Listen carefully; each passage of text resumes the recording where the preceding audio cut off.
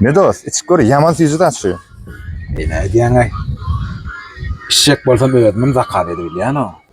Dost, şunýaly gödök bolmak gowy zat däl o. Tersine. Gödök bolmaly. Sebäbi aşa gowy adam bolsaň, göwnüňe degýärler. Ýok, men beýle pikir edemem. Ha. Ene men gowulma degen ýa. Menem özüm gowy adam hasaplar. Men şu gowulmada hemişe de galar. Häzir biri geler, ol sen göwnüňe deger. Onsoň ola gowy adam bolup galar. Senem hem dereksiz, hem gereksiz adam bolar. Öňe seretsen o ne? Gözüň ýokma, gözüň ýeňseňde däldir.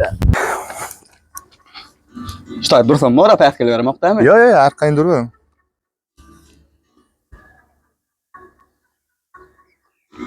Süýçek ene.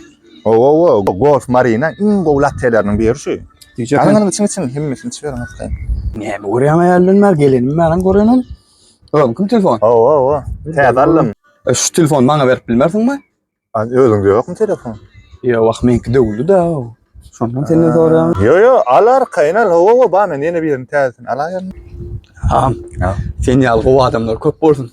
Sag ol. Eşdiýän gardaşym. Hı? Gowy adamlar bar diýip peýda keş boljak bolmady şunu. Nem şu ýerden garaň saýlasam gowy bolar. Barora. Ene. Ýöne edil beýdi gödök bolmak gowy däl. Baş çıkarmak gerek şeýle galakdan. Näçe üçin düşünseň, şonça da ýaxşy. Kevde bıçak sokyan tıpaýçylykdan tumşunma kakyan gödöklük ýaxşy.